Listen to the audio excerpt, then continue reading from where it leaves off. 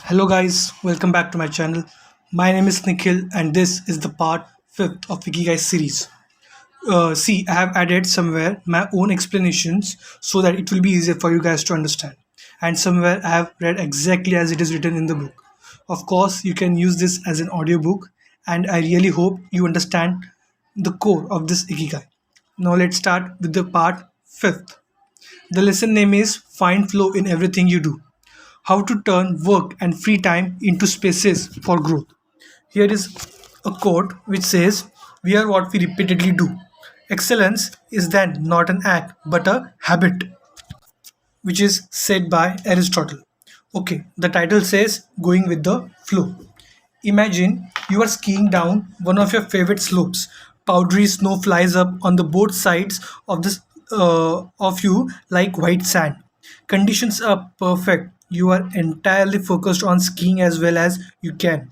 You know exactly how to move at each moment. There is no future, no past. There is only the present. You feel the snow, your skis, your body, and your consciousness united as a single entity. You are completely immersed in the experience, not thinking about or distracted by anything else. Your ego dissolves and you become part of what you are doing. This is the kind of experience Bruce Lee described with his famous Be Water, My Friend. We have all felt our sense of time vanish when we lose ourselves in an activity we enjoy. We start cooking, and before we know it, several hours have passed. We spend afternoon with a book and forgot about the world going by until we notice the sunset and realize we haven't eaten dinner.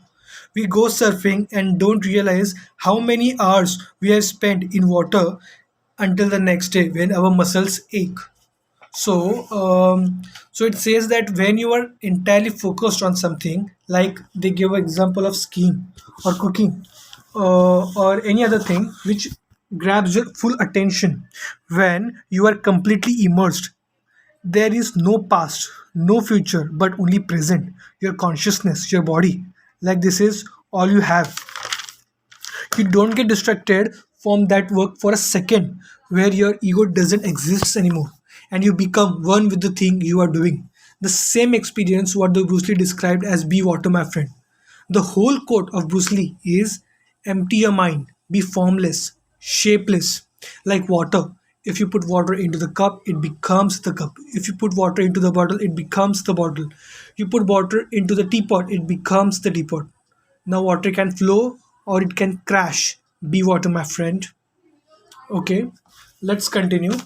So the opposite can also happen. When we have to complete a task, we don't want to do every minute. Okay, sorry, I will repeat it. The same opposite can also happen. When we have to complete a task we don't want to do, every minute feels like a lifetime and can't stop looking at our watch. As the quip attributed to Einstein goes, put your hand on the hot stove for a minute and it seems like an hour. Sit with a pretty girl for an hour and it seems like a minute. This is relativity. The funny thing is that someone else might really enjoy the same task, but we want to finish as quickly as possible. What makes us enjoy doing something so much that we forget about whatever worries we might have while we do it? When are we happiest? These questions can help us discover our ikigai. So it says that sometimes completely opposite also happens when where time doesn't pass. As Einstein says, when you put your hand on the stove for a minute and it feels like an hour. But the surprising thing is it is different for everyone. It is how we see our work, like playing games, as we forget about everything which we play when we play the game. It's flow, it's being one with what you do, it's where you forgot about your problems. That is your ikigai. That doesn't necessarily mean that gaming is a passion, or it could be, who knows. You just have to ask these questions: what work or what things, when we do them, we are in peace, we are in flow, we are the happiest, we get complete. And when we do it, even if we are tired, then also we are trying to do it. That is your ikigai. Okay. So the next topic is the power of flow. These questions are also had. are also at the heart of psychologist Mihaly, sorry, not Mihaly, Mihai, Csikszentmihalyi. His research into experience of being completely immersed in what we are doing. Csikszentmihalyi called a state flow and described it as the pleasure, delight, creativity, and process when we are completely immersed in life. There is there is no magic recipe for finding happiness, for living according to your ikigai, but one key ingredient is the ability to reach this state of flow and through this state to have an optimal experience. Okay, so the psychologist um, Shizak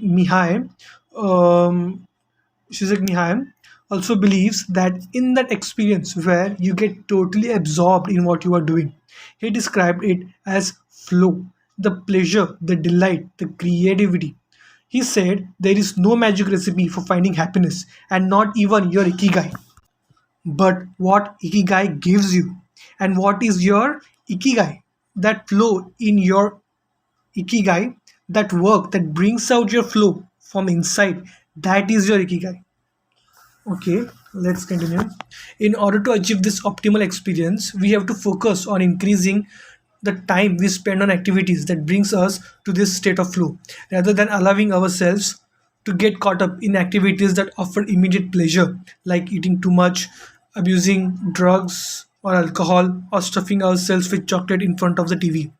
As Shizek Mihai asserts in his book Flow, The Psychology of Optimal Experience, flow is the state in which people are so involved in an activity that nothing else seems to matter.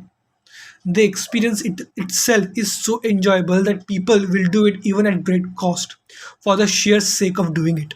It is not only creative professionals who require the high doses of concentration that promote flow.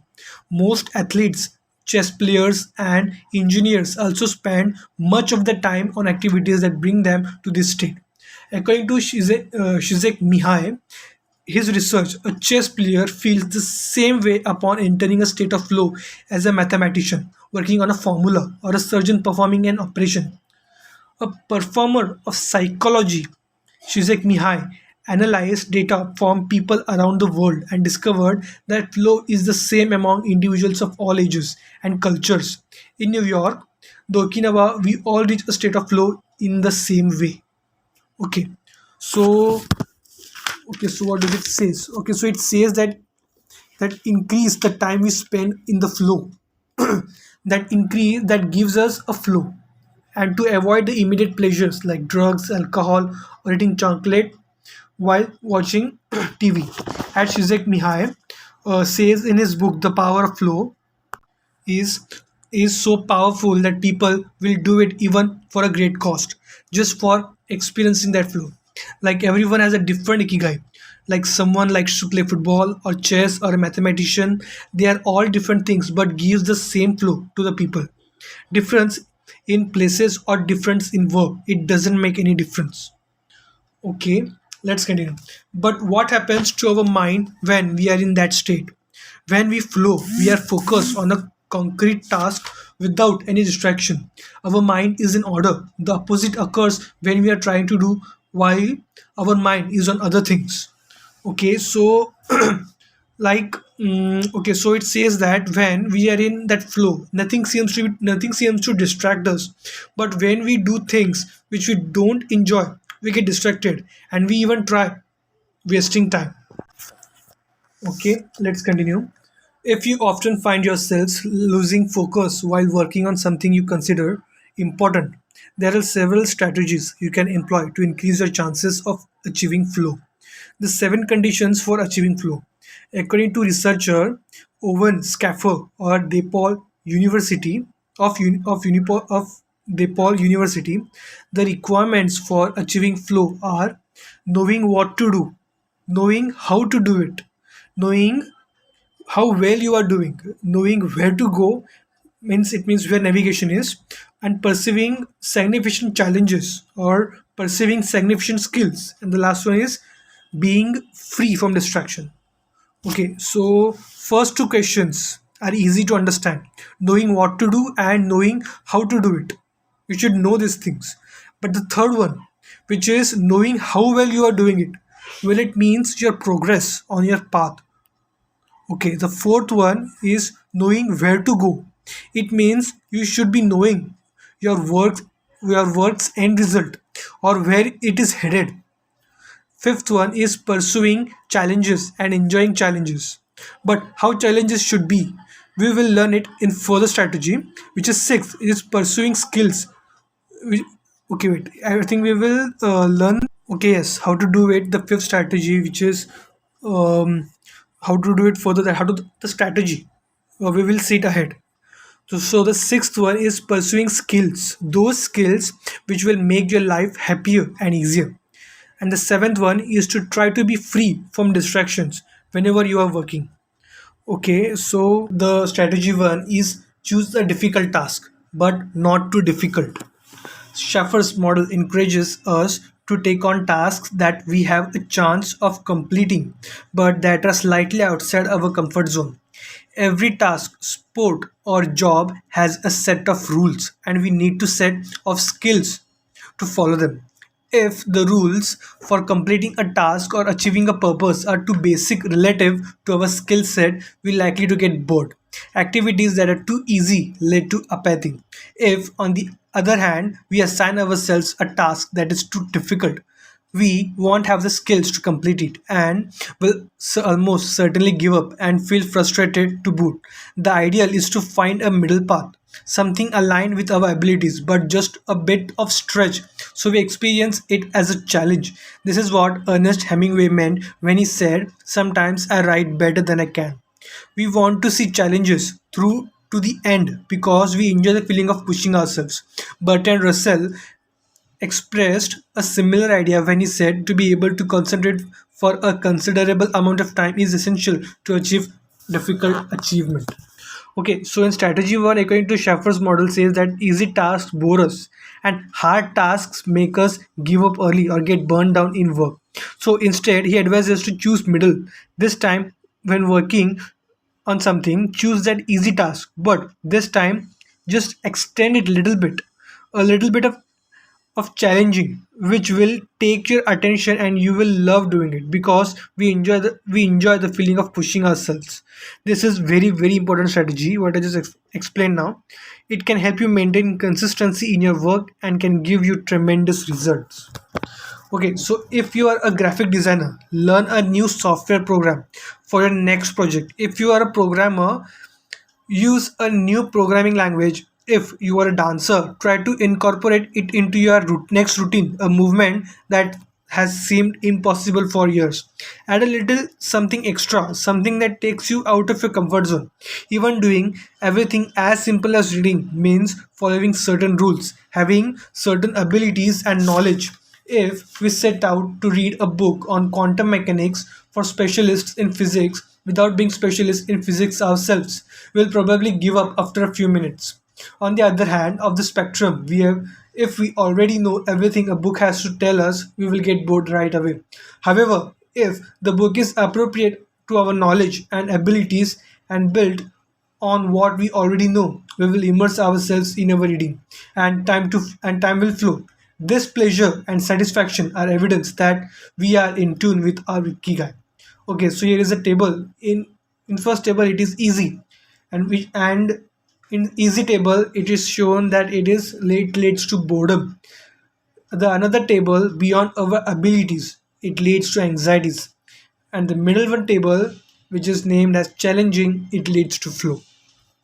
So, um, okay, so let's see. Okay, let's see what it says. What it has says.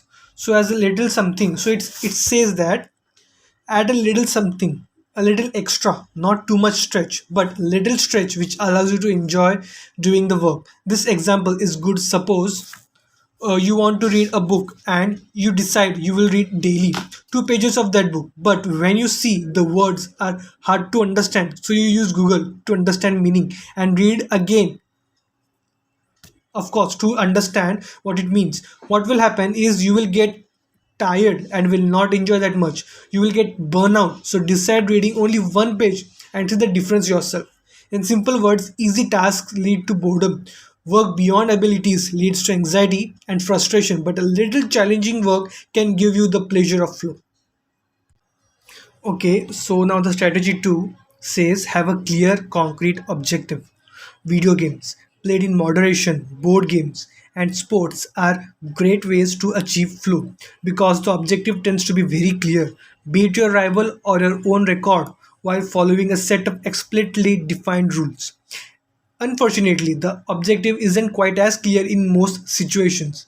According to the study of by Boston Consulting Group, when asked about their bosses, the number one complaint of employees at multinational corporations is that they don't communicate the team's mission clearly, and that as a result, the employees don't know what their objectives are. What often happens, especially in big companies, is that executives get lost in details of obsessive planning, creating strategies to hide the fact that they don't have a clear objective. It's like heading out to sea with a map with no destination. Okay, so strategy 2 says that to have a clear, concrete objective, a clear goal, no confusion. Most of the times, you won't get flow in your work is because you don't know where your work is headed. The study of Boston Consulting Group, this on employees, which have they done of multinational corporations, the employees don't even know what the team's mission is. They don't know why they are doing what they are doing the work or why they are doing the work. How will you get the flow? Don't know what the purpose of your work is. I think there was no need to explain this. Okay, let's continue. It is much more important to have a compass pointing to concrete objective than to have a map. Joey Ito, director of MIT Media Lab, encourages us to use the principle of compass over maps as a tool to navigate our world of uncertainty. In the world Whiplash, how in the book Whiplash, How to Survive Our Faster Future, he and Jeff Hovey write in an increasingly unpredictable world moving ever more quickly, a detailed map may lead you deep into the woods at an unnecessarily high cost.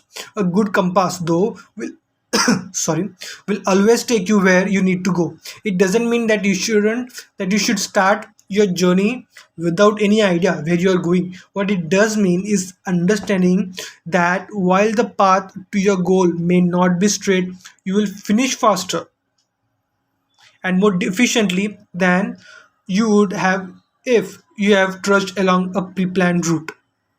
So what it says that having an idea of where your final destination represents the multimedia laboratory, the MIT Media Laboratory named it as Compass over Maps. So it's MIT.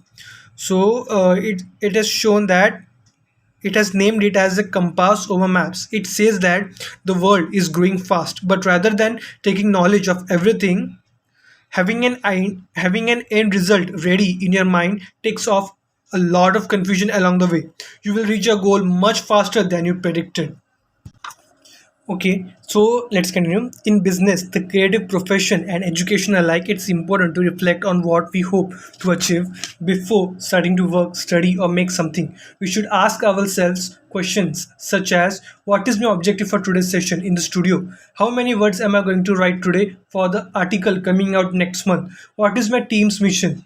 Or how fast will I set the metronome tomorrow in order to play that sonata at Alargo tempo by the end of the week?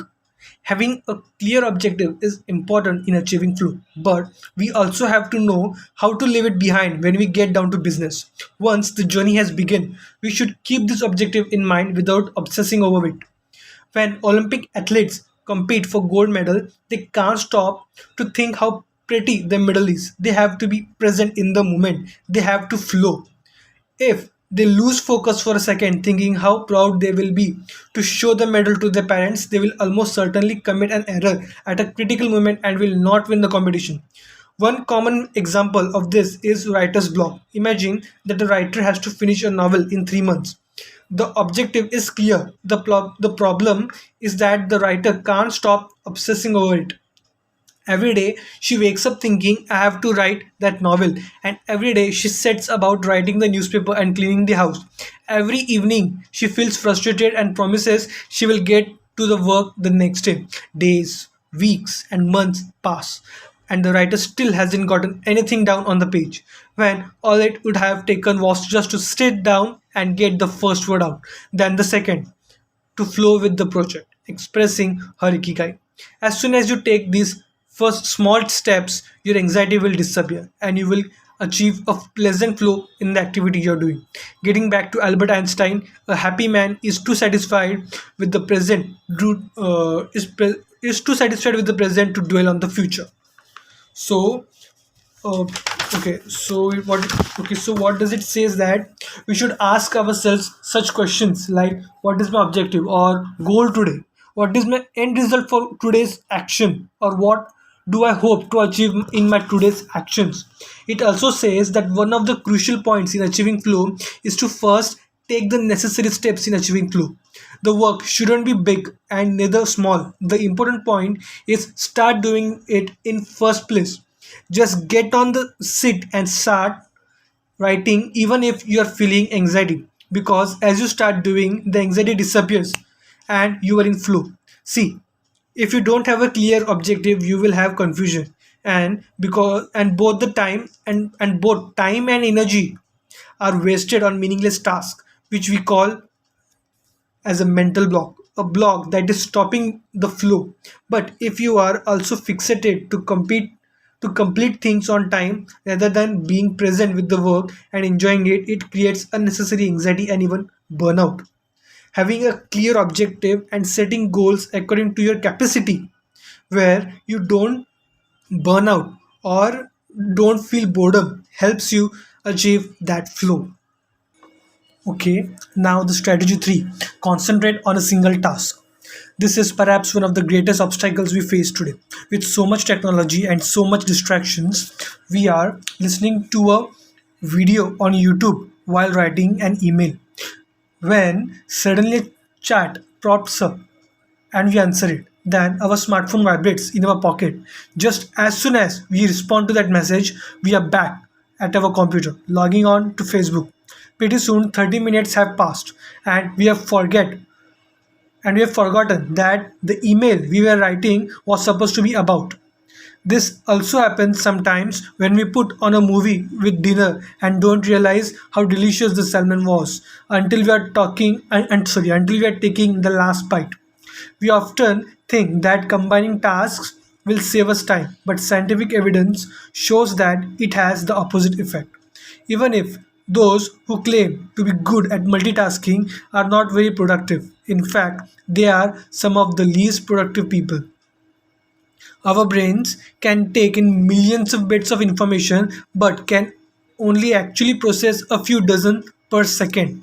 When we say we are multitasking, what we are really doing is switching back and forth tasks very quickly.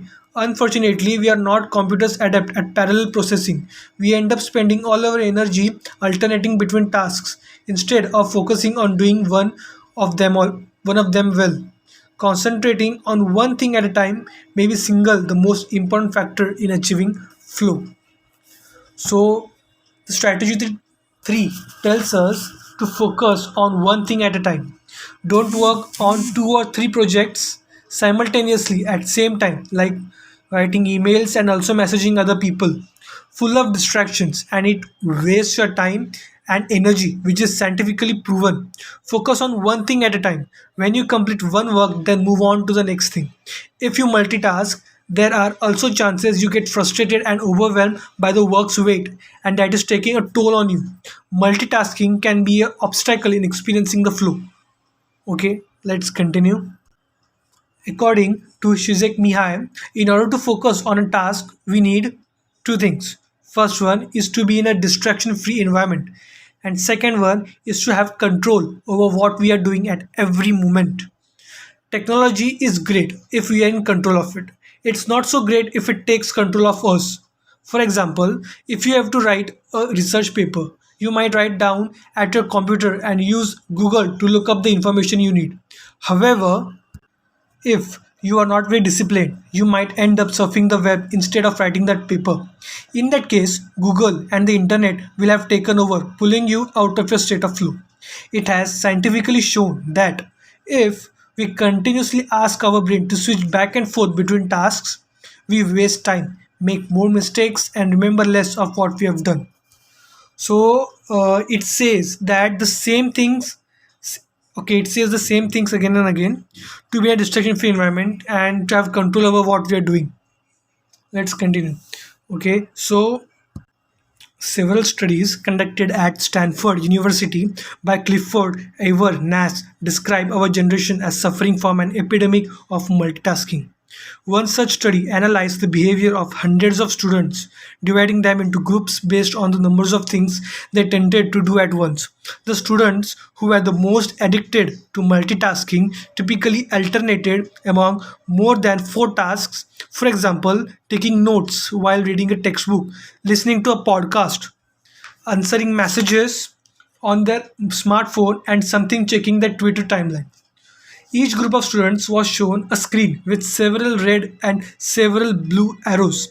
The objective of the exercise was to count the red arrows.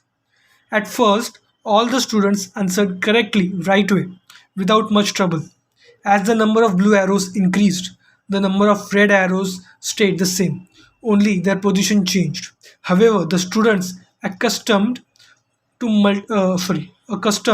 multitasking had serious trouble counting the red arrows in the time allotted or as quickly as the students who did not habitually multitask.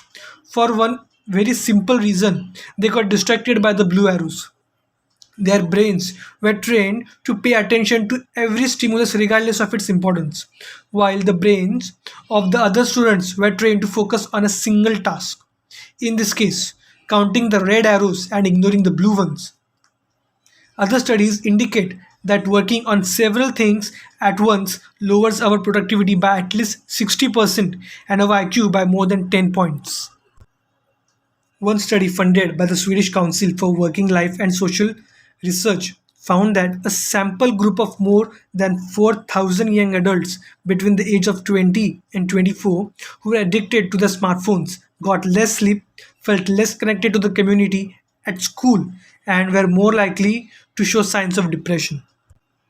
Okay, so it says that so the Clifford Ever Nass of Stanford University, he says that our generation is suffering from an epidemic of multitasking, which means because of this internet, so many options of distractions are coming into one place where a person can get distracted, and it will be harder for him to focus, and because of that we try to do multitask, which in turn ruining our lives.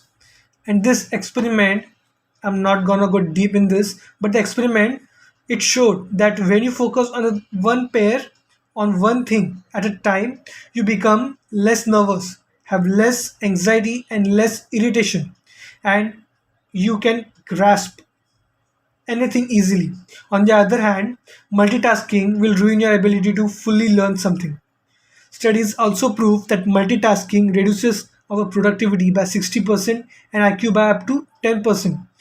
As the study done by a Swedish council on people between 20 to 24, which were addicted to phones, shown the signs of less sleep, less mutual connection with the community at school, and the signs of depression.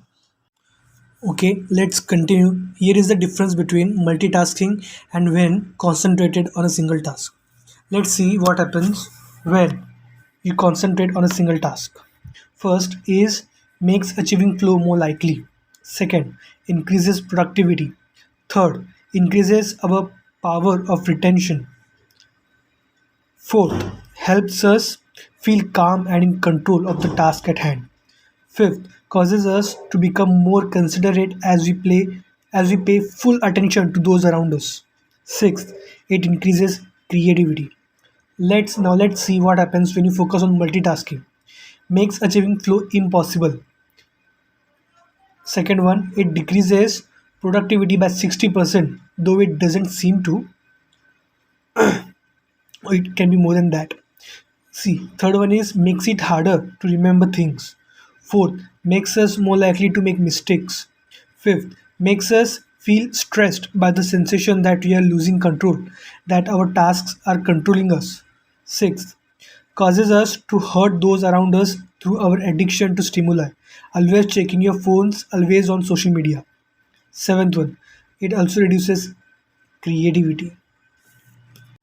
Okay, so its summary is that concentrating on a single task helps you to get flow, increases your productivity, you can grasp more and easily, will make less mistakes or errors, you will feel like you are in control of the task at hand.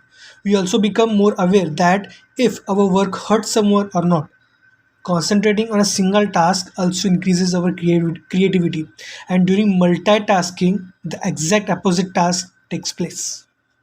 Now let's continue. What we can do to avoid falling victim to this flow impeding epidemic. How can we train our brains to focus on a single task? Here are a few ideas for creating a space and time free of distractions to increase our chances of reaching a state of flow and thereby getting in touch with our ikigai. First one is don't look at any kind of screen for first hour you are awake and the last hour before you go to sleep. Second one is turn off your phone before you achieve flow. Turn off your phone before you achieve flow. There is nothing more important than the task you have chosen to do during this time. If this seems too extreme, enable the do not disturb function so only the people closest to you can contact you in case of emergency. Designate one day of the week, perhaps a Saturday or Sunday, a day of technological fasting, making exceptions for e-readers without Wi-Fi or MP3 players. Go to cafe that doesn't have Wi-Fi. Fourth one, read and respond to email only once or twice per day. Define those times clearly and stick to them. Sixth one, try the Pomodoro technique. Get yourself a kitchen timer. Some are made to look like a Pomodoro or tomato and commit to working on a single task as long as it's running. The Pomodoro technique recommends 25 minutes of work and 5 minutes of rest for each cycle. But you can also do 50 minutes of work and 10 minutes of rest. Find the pace that's best for you. The most important thing is to be disciplined in completing each cycle. Seventh one, start your work session with a ritual you enjoy and end it with a reward. Eighth one, train your mind to return to the present when you find yourself getting distracted. Practice mindfulness or another form of meditation. Go for a walk or swim, whatever will help you to get centered again. Ninth one, work in a space where you will not be distracted. If you can't do this at home, go to library or cafe. Or if your task involves playing the saxophone or music studio, if you find that your surrounding continue to distract you, keep looking until you find the right place.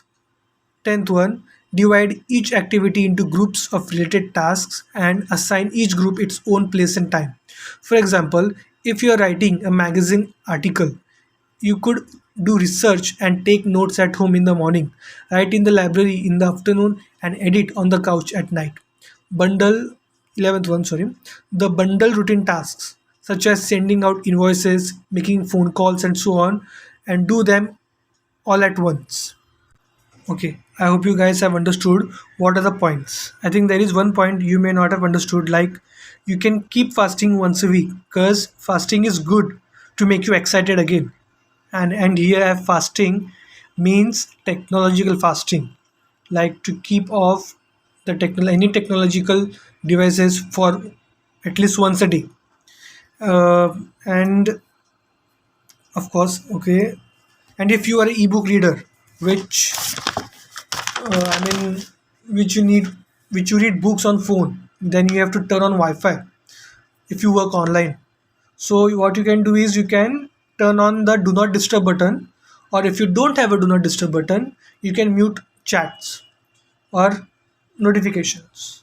If I tell you all the points in short, no screen for 1 hour after you wake up or before you sleep, no phone during your work, technological fasting once a week, or do not disturb button, find a place with no distraction or keep finding, use Pomodoro technique, start with what you enjoy and end it with a reward.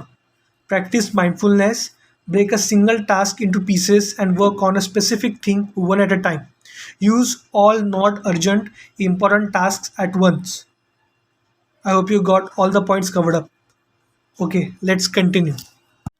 Okay, now here is one more difference between advantages of flow and disadvantages of distraction. Okay, let's see the disadvantages of distraction column. So, what are the disadvantages of a distraction? First is a wandering mind. Second one, thinking about the past and the future. Third, concerns about our daily life and the people around us invade our thoughts. Fourth, every minute seems endless. Fifth, we lose control and fail to complete the task at hand or other tasks to keep us from our work. Seventh one. Is it seventh one? No, it's sixth. Sixth one is we act without being prepared. Seven is we frequently get stuck and don't know how to proceed. Eighth one, we are plagued by doubts, concerns, and low self-esteem. Ninth one, it's boring and exhausting. Tenth one, constant self criticism. Our ego is present and we feel frustrated. These are the disadvantages of distraction. Now let's see what are the advantages of flow. A focused mind. A focused mind. Second one, living in the present. Third one, we are free from worry. Fourth, the hours fly by. The hours fly by means when the time goes by, you're not aware. It's like just in just a second. Fifth one is we feel in control. Sixth one, we prepare thoroughly. Seventh one, we know what we should be doing at any given moment.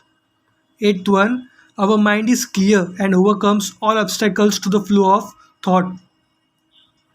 Eighth one, eighth one, ninth one, I don't know. It's pleasant. Ninth one, our ego fades. We are not the ones controlling the activity or task. Tenth one, we are doing. The task is leading us. No, sorry. Our okay, it is all in a one point. There is that our ego fades. We are not the ones controlling the activity or task. We are doing. The task is leading us. The ego fades away. There is no me or myself. So this is the difference between the disadvantages of distraction and advantages of flow. In simple words, flows gives you pleasure. You get immersed in your work. When you are doing, then there is no thoughts about world, me or I. Like you become one with the work. And the work of distraction is completely opposite. Now let's continue. The next topic is flow in Japan. Takumis, engineers, geniuses, and otakus. What do takumis, it means artisans, engineers, inventors, and otakus, fans of anime and manga, have in common? They all understand the importance of flowing with their ikigai at all times. One widespread stereotype about people in Japan is that they are exceptionally dedicated and hardworking, even though some Japanese people say they look like they are working harder than they really are. There is no doubt, though, about their ability to be completely absorbed in a task or about their perseverance when there is a problem to be solved. One of the first words one learns when studying Japanese lessons in is ganburu, which means to persevere or to stay firm by doing one's best. Japanese people often apply themselves to even the most basic tasks with an intensity that borders an obsession. We see this in all kind of contexts, from the retirees taking meticulous care of their rice fields in the mountains of Nagano, or to the Nagano, to the college students working the weekend shift in convenience stores known as konbinis. If you go to Japan, you will experience this attention to detail firsthand in almost every transaction. Walk into one of the stores that sell handicraft objects in Naha, Kanzawa, or Kyoto, and you will also discover that Japan is a treasure trove of traditional craftwork. The people of Japan have a unique talent for creating new technologies while persevering artisanal traditions and techniques. Okay, so summary is it is said that be it engineers or inventors or fans of anime and manga, the writers as well, they all have one thing in common. It is the flow. There is a belief in Japan that people living there they are very hardworking. Even they themselves say that they are very hard. They are working harder than they actually are. They focus on details and whatever task they do it with passion. Japan is well known for its handicrafts. You can notice them as soon as you enter any store. Okay, let's see what's the next topic. The next topic is the art of takumi. Toyota employs artisans who are able to make a certain type of screw by hand. These takumi or experts in a particular manual skill are extremely important to Toyota and they are hard to replace. Some of them are the only people who know how to perform their exact skill, and it doesn't seem as though a new generation is going to take up the mantle. Turntable needles are another example. They are produced almost exclusively in Japan, where you can find the last remaining people who know how to use the machinery required to make these precision needles and who are trying to pass on their knowledge to their descendants. We made a Takumi on a visit to Kumano, the writer says, a small town near Hiroshima. We were there for the day working on a photo essay for one of the most famous brands of makeup brushes in the West. The billboard welcoming visitors to Kumano shows a mascot holding a large brush. In addition to the brush factories, the town is full of little houses and vegetables gardens. Heading further in, you can see several Shinto shrines at the base of mountains that surrounds the town. We spent hours taking photos in factories full of people in orderly rows, each doing a single task such as painting the handles of the brushes or loading boxes of them onto the trucks. Before we realized, we still hadn't seen anyone actually putting bristles into the brush heads. After we asked about this and got the runaround several times, the president of one company agreed to show us how it was done. He led us out of the building and asked us to get into his car. After a 5-minute drive, we parked next to an other smaller structure and climbed the stairs. He opened a door and we walked into a small room filled with windows that let in lovely natural light. In the middle of the room was a woman wearing a mask. You could see only her eyes. She was so focused on choosing individual bristles for the brushes, gracefully moving her hands and fingers using scissors and combs to sort the bristles, that she didn't even notice our presence. Her movements were so quick it was hard to tell what she was doing. The president of the company interrupted her to let her know that we would be taking photos as she worked. We couldn't see her mouth, but the glint in her eyes and the cheerful inflection in her speech let us know she was smiling. She looked happy and proud talking about her work and responsibilities. We had to use extremely fast shutter speeds to capture her movements. Her hands danced and flowed in concert with her tools and the bristles she was sorting. The president told us that this Takumi was one of the most important people in the company. Even though she was hidden away in separate building, every bristle every bristle of every brush the company made passed through her hands. Okay, let's talk about the Takumi. Okay, this is summary. So let's talk about this Takumi. Takumi people are the ones who are expert in particular skill. So these Takumi are the ones who are expert in particular skill, and it's harder to replace them because they are the only ones who know how to do that particular thing. These turntable needles are made in Japan, and very few people know it, which they are now trying to pass that information or skill on the next generation. When they visited Kumano, it is a small town near Hiroshima. They were creating a photo essay, or we could say a picture magazine, on the most famous brands of makeup brushes in the West. The town was filled with brushes. A person holding a brush, a big brush, for full of little houses, vegetable gardens, Shinto shrines as well. They saw many people doing works. One thing was common. They weren't multitasking but focusing on the tasks at hand. So, as you know, the president decided to show more. He showed them a structure, a house, you can say. There was a woman wearing a mask. They could only see her eyes. She was so focused on picking the individual parts of the brushes, she didn't even get distracted when they opened the door and were looking at her. The writers could tell she was so amused in her work. When they started discussing about her work, she looked so happy and proud talking about her work. The next topic is Steve Jobs in Japan. Apple co founder Steve Jobs was a big fan of Japan.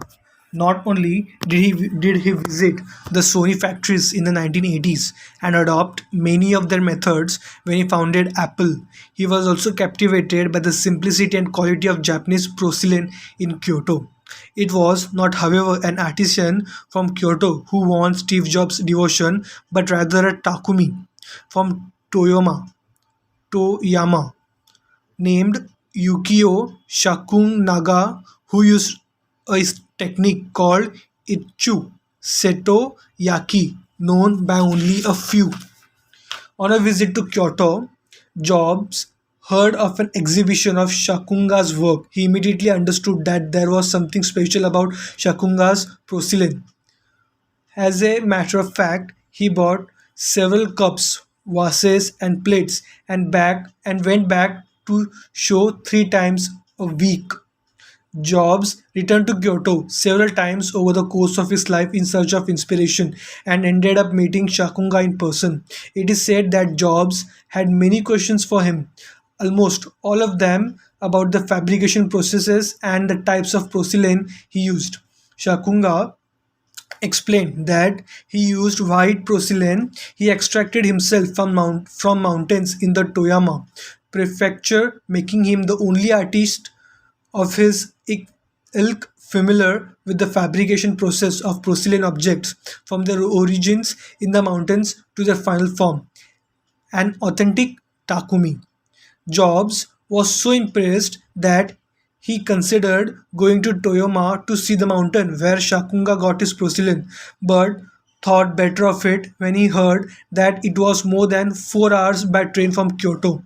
In an interview after Jobs' death, Shakunga said he was very proud that his work had been appreciated by a man who created the iPhone.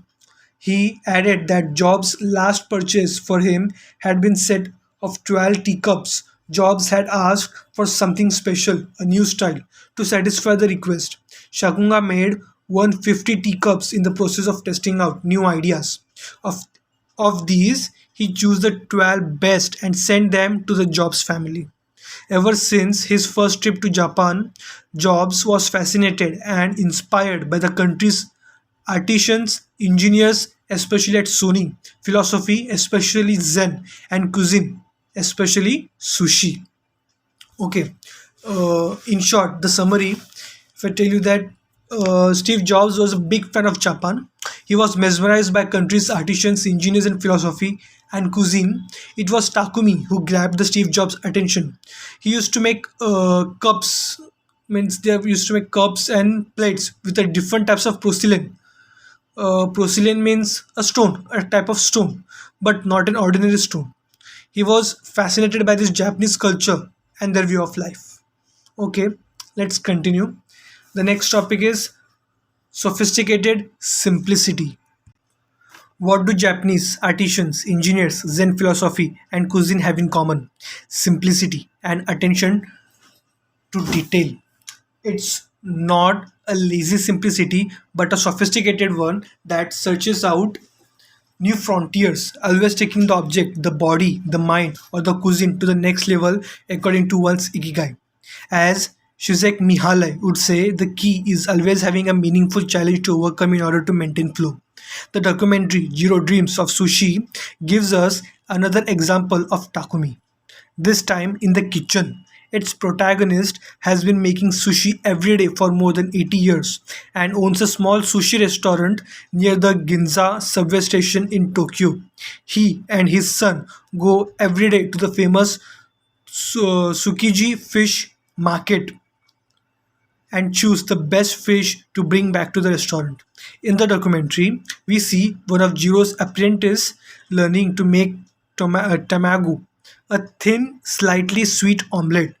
No matter how hard he tries, he can't get Jiro's approval. He keeps practicing for years until he finally does. Why does the apprentice refuse to give up? Doesn't he get bored cooking eggs every day? No, because making sushi is his ikigai too. Both Jiro and his son are culinary artists. They don't get bored when they cook, they achieve a state of flow. Okay, so the summary is that the Japanese artisans, engineers, Zen philosophy, and cuisine, the people who live here focus on simplicity and attention to detail. They always try to take it on the next level. Having a meaningful challenge gives you the flow. Just like I'm feeling the flow in myself as I prepare this audiobook. As this with an example where Jiros, who has been making sushi for 80 years, when his student, you could say, learning how to make thin omelette, always tries to make it and trying to make it and trying to take the Jiro's approval.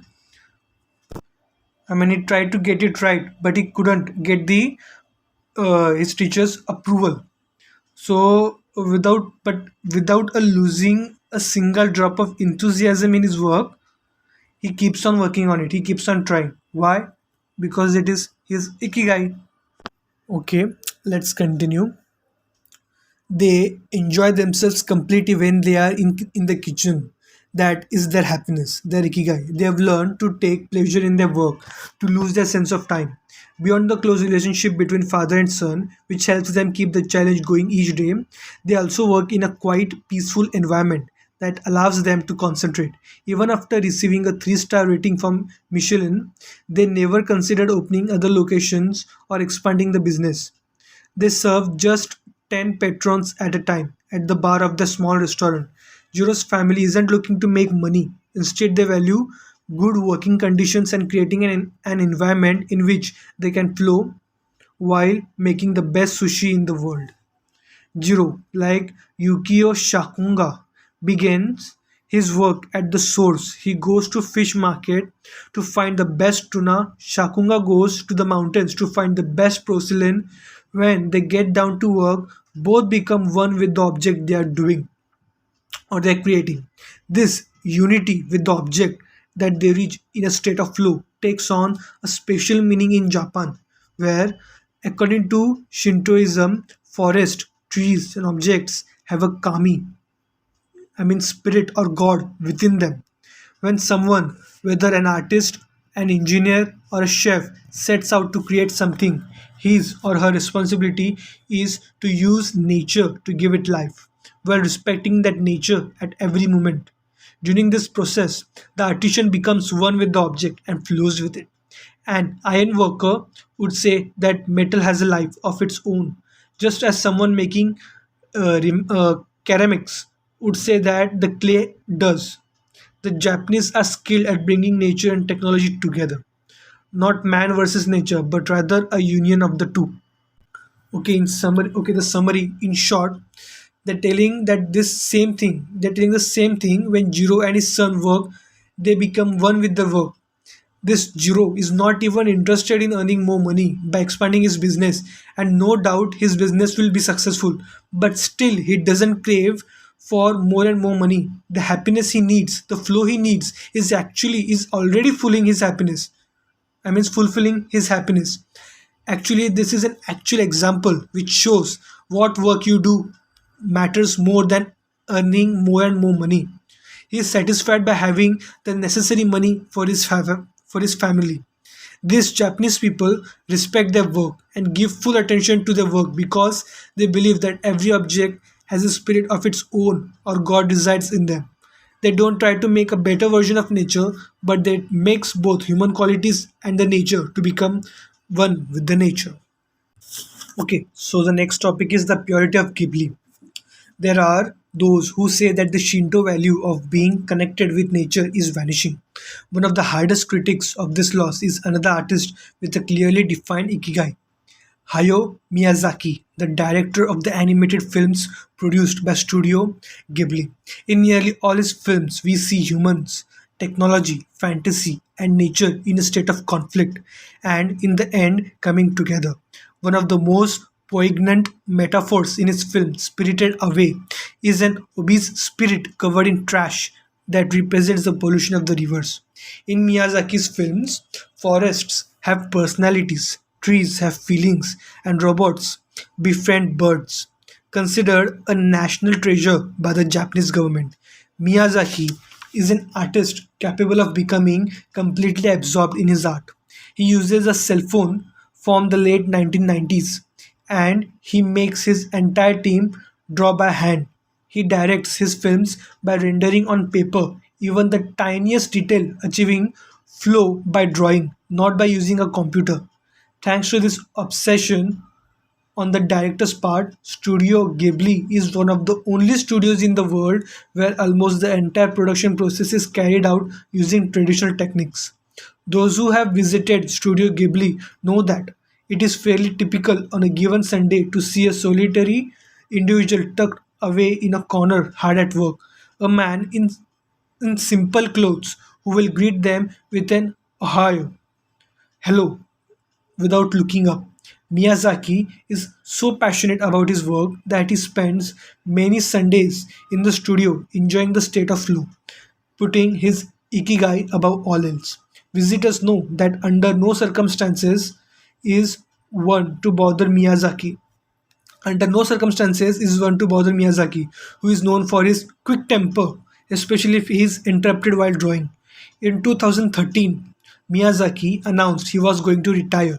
To, commemorate his retirement, the television station NHK made a documentary showing him in his last days at work.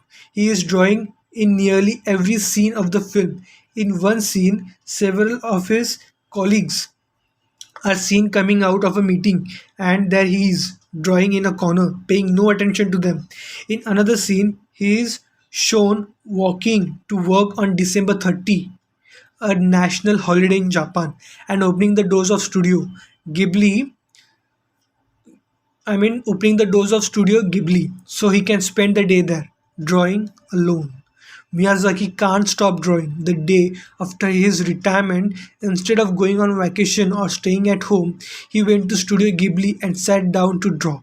His colleagues put on the best poker faces, not knowing what to say. 1 year later, he announced he wouldn't make any more feature films, but that he would keep on drawing until the day he died. Can someone really retire if he is passionate about what he does? This is the question in the end of the sequence. Okay, the summary is the Shinto value, it means it is a way of life. Things like in nature, whoever it may be, whichever it may be, whatever it may be, like trees or a vehicle, people believe it has a spirit or a mind of its own and is actually connected deeply with the nature. Here it is another example of how the flow can make you even work on Sundays, like no rest day needed, and how things have their own nature in them, which are capable of making you completely absorbed in the work you do. As Miyazaki, even after he announced his retirement, couldn't get away from his passion, even working on a national holiday in Japan. These examples teaches more than just a motivation speech where your passion is your drive fuel or a cause or a reason is your fuel. Okay, let's continue. The next topic is recklessness. It is not only the Japanese who have this capacity. There are artists and scientists all over the world with strong, clear ikigais. They do what they love until their dying day. The last thing Einstein wrote before closing his eyes forever was a formula that attempted to unite all the forces of the universe in a single theory. When he died, he was still doing what he loved. If he hadn't been a physicist, he said he would have been happy as a musician. When he wasn't focused on physics or mathematics, he enjoyed playing the violin, reaching a state of flow while working on his formulas or playing music. His two ikigais brought him endless pleasure. Many such artists might seem misanthropic or reclusive, but what they are really doing is protecting the time that brings them happiness, sometimes at the expense of other aspects of their lives. They are outliers who apply the principles of flow to their lives to an extreme. Another example of this kind of artist is the novelist Haruki Murakami. He sees only a close circle of friends and appears in public in Japan only once every few years. Artists know how important it is to protect the space, control the environment, and be free of distractions if they want to flow with the Ikigai. So the summary is the title means recluses. Okay, that what the title means. It means a person. Sorry, the recluses. It means a person who lives in a solitary life and tends to avoid other people. Well, what? Well, these peoples like Einstein, Bill Gates, Elon Musk, scientists, engineers from all around the world who are masters in their field, they all have one thing in common. They are ready to suffer for their passion. They were ready to take it on 200% even if they focus less on the other aspects of the life. As here, Einstein, even before closing his eyes, he died what he loved. Even as he said, he loved to play violin. These two things gave him endless pleasure, so much that they were willing to die doing the thing they loved. As here, another example, Haruki Murakami, according to her, achieving flow needs these three things. First is you need space from the world. Second is no distraction. And third is choose the environment you want to work in. Okay, let's continue. The next topic is microflow, enjoying mundane tasks. But what happens when we have to say, do the laundry, mow the lawn, or attend to paperwork? Is there a way to make these mundane tasks enjoyable? Near the Shinjuku subway station in one of the neural centers of Tokyo, there is a supermarket that still employs elevator operators. The elevators are fairly standard and could be easily operated by the customers. But the store prefers to provide the service of someone holding the door open for you, pushing the button for your floor, and bowing you as you exit. If you ask around, you will learn that there is one elevator operator who has been doing the same job since 2004. She is always smiling and enthusiastic about her work. How is she able to enjoy such a job? Doesn't she get bored doing some things so repetitive? On close inspection, it becomes clear that the elevator operator is not just pushing buttons but is instead performing a whole sequence of movements. She begins by greeting the customer with a song like salutation followed by a bow and a welcoming wave of the hand. Then she presses the elevator button with a graceful movement as though she is a geisha offering a client a cup of tea. Shizek Mihai calls this microflow. We have all been bored in a class or at a conference and started doodling to keep ourselves entertained, or whistled while painting a wall.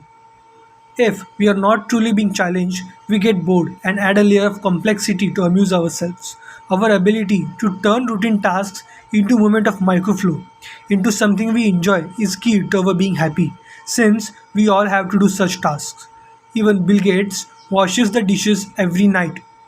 He says he enjoys it, that it helps him relax and clears his mind, and that he tries to do it a little better each day, following an established order or set of rules he's made for himself. Plates first, forks second, and so on.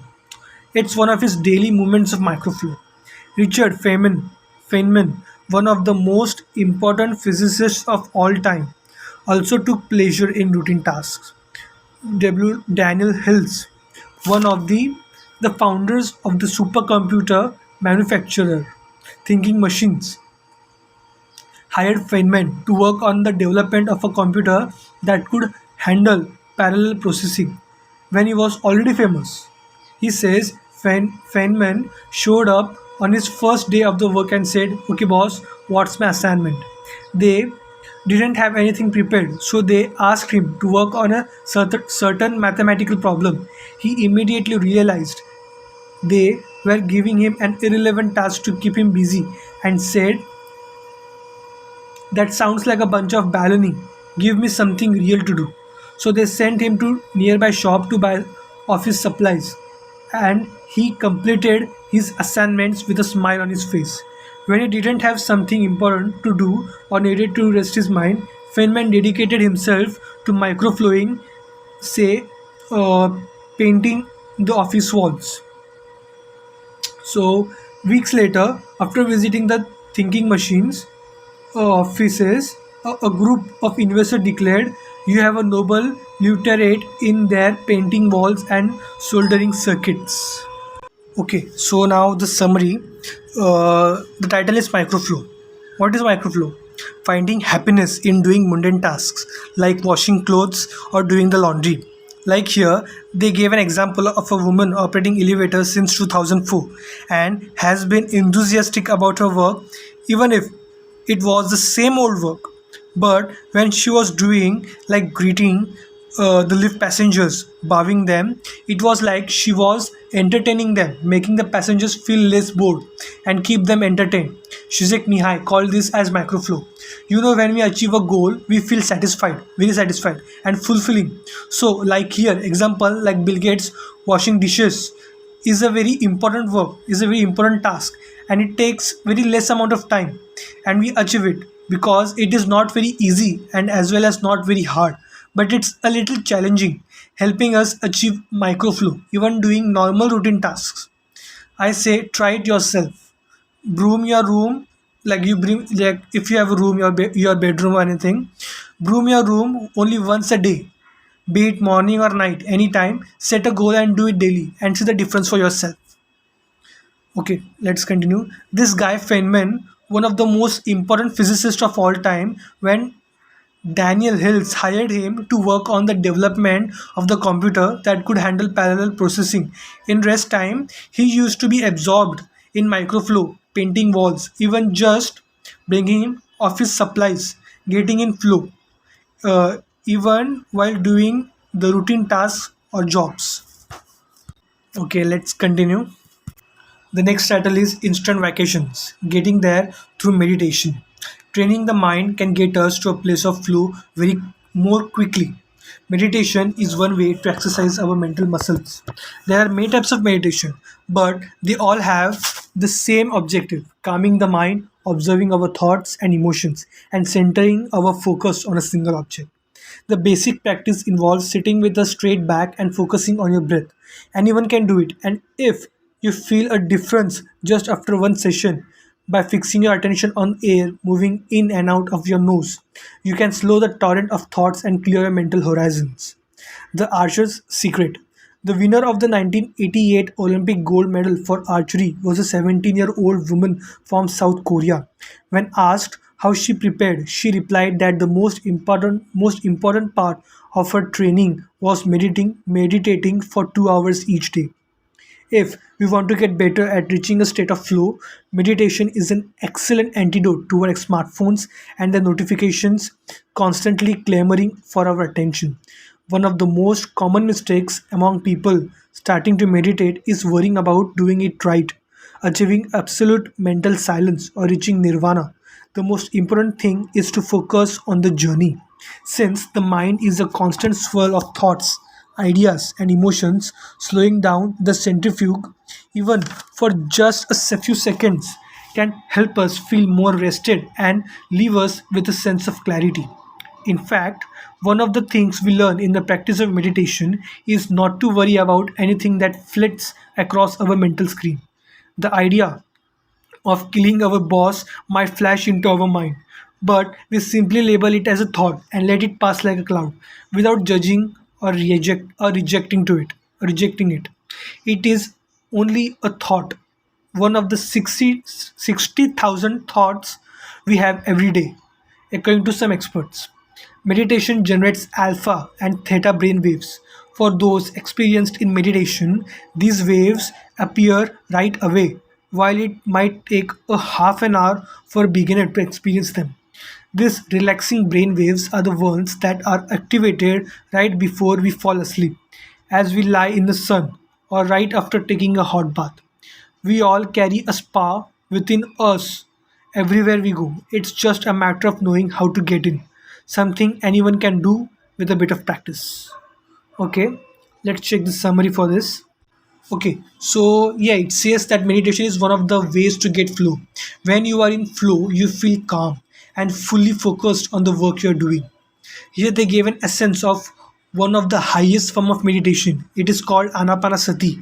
This Anapana meditation is what I practice every day, each day, of being aware of area above the upper lips, doors of the nostrils, and the passages inside the nostrils. Only this area. Eyes closed, mouths closed, no imagination, no mantra, just observe the truth pertaining on this triangular area. Focus on every breath that comes in and goes out. Be aware of breath as much as possible and bringing it back again and again when your mind gets distracted without losing a single drop of enthusiasm. If the breath is slow, accept that the breath is slow. If it is fast, accept that the breath is fast. Also, be aware from which nostril does it comes and goes out and where it touches whenever the breath comes or goes out. I have explained you Anapana meditation in short here. If you have any questions, ask in the comment section of the video. This meditation gives you clarity, calmness, increases your potential of understanding, you experience peace. Practice this meditation for 10 minutes in the morning and 10 minutes in the evening is enough at the start. Okay, let's continue. Humans as ritualistic beings. Life is inherently ritualistic. We could argue that humans naturally follow rituals that keep us busy. In some modern cultures, we have forced out of our ritualistic lives to pursue goal after goal in order to be seen as successful. But throughout history, humans have always been busy. We were hunting, cooking, farming, exploring, and raising families. Activities that were structured as rituals to keep us busy throughout our days. But in an unusual way, rituals still permeate daily life and business practices in modern Japan. The main religious the main religions in Japan, Confucianism, Buddhism, and Shintoism, are all ones in which the rituals are more important than the absolute rules. When doing business in Japan, process, manners, and how you work on something is more important than the final result. Whether this is good or bad for the economy is beyond the scope of this book. What is indisputable, though, is that finding flow in a ritualistic workplace is much easier than in one in which we are continuously stressed out trying to achieve unclear goals set by our bosses.